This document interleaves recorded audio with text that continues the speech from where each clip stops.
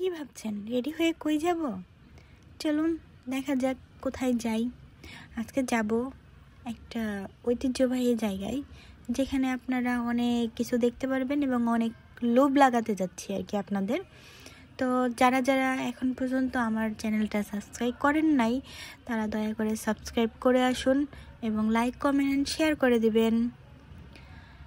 তো আমরা রেডি দেখেই নিলেন প্রথমে যে আমরা রেডি হয়ে বের হচ্ছি। তো এই তো আমার বাবাটা, দুষ্টু বাবাটা, ওর মার হাত ধরে যাচ্ছিল। পরে বলতেছে যে আমি তো তোমার হাত ধরে যাব না, আমি পিপির হাত ধরে যাব। তো চলো, আমার হাত ধরেই চলো। পরে যাচ্ছিলাম দুষ্টামি করতে করতে। তো যে ওখান থেকে রিক্সা নিলাম, রিক্সাটা একটু ছোট ছিল। এরপর হচ্ছে আপনার রাস্তায় আমাদের একটা কাজ ছিল, কাজটা শেষ করে দেন আমরা একটু বড় রিক্সা নিলাম এবং সবাই একসাথে বসে গল্প করতে করতে মজা করতে করতে যাচ্ছিলাম। তো আসলে রাস্তাটা অনেক সুন্দর ছিল। এটা একটু পরে দেখতে পারবেন এটা কোন জায়গার রাস্তা। এই তো চলে আসছি, বলেন দেখি কে কে চিনতে পেরেছেন জায়গাটা। এটা হচ্ছে গোড়াপীর মাজার মেলা, যেটা প্রতি বছরই এই সময় 1 মাস ব্যাপী হয়। আর ঢুকতে না ঢুকতেই ভাই মজার মজার যে লোভনীয় খাবার, এগুলো দেখেই তো জিভে পানি চলে আসে। তো কি করব, মিষ্টি জিনিস খাইতে ভালো লাগে, কিন্তু আসলে প্রবলেম তো মিষ্টি জিনিস খাওয়া ঠিক না, তো ঠিক আছে, লোভ লাগলে কি হবে ভাই। তো ঝাল, আমরা কিছু ঝাল খেয়ে নিলাম। এরপরে ভিতরের দিকে ঢুকতে না ঢুকতেই এখন দেখেন কার কোনটা ক্রাশ। আর এই যে এইটা হচ্ছে আপনার দম্পতিদের গিফট করার জিনিস। তো কে কোন জায়গায় আটকিয়ে যান সেটা একটু জানাবেন। আমরা তো ভাই এইখানে আটকিয়ে যাই।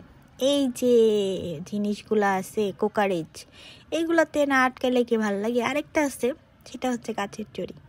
আমরা তো এখানেও আটকাই ভাই, আমি আটকে যাই। আপনারা কোথায় কি আটকান সেটা একটু জানাবেন।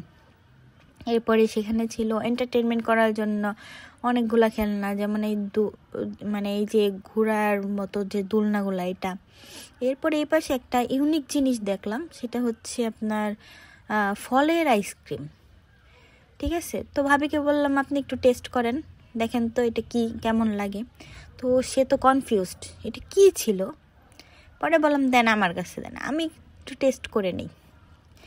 আমি তো খেয়ে তো পুরো ফিদা ভাই, এটা তো জোস ছিল। এটা ছিল ড্রাগন ফল আরও 5 মিশালি ফলের একটা আইসক্রিম। এরপরে আমরা বটটা দেখে আর ভাল লাগে নেই, তো খেয়ে নিলাম। কি করব বলেন। এরপর আমার ভাতিজারে দেখলাম যে সে চলে গেছে খেলার জন্য, সে খেলতেছে। তো আমরা ঘোরাঘুরি করে তো চলে বের হওয়ার সময় মিষ্টি একটা নিয়ে নিলাম। কি করব বলেন, না খেলে কি ভালো লাগে। আর এই সেই ঝিলিমিলি বেগুন, এখানে দেখলাম যে তারা বানাচ্ছে। এটা দেখে বের হতেই আমার ভাতিজা কান্না করা শুরু করেছে, সে ভূতের বাড়ি যাবে। তো আমরা বললাম যে চল মিষ্টি কিনে নিয়ে চলে যাই। তো এইগুলো কিনে নিয়ে আসলাম। সে তো টায়ার্ড। সবাই ভালো থাকবেন, আসসালামু আলাইকুম।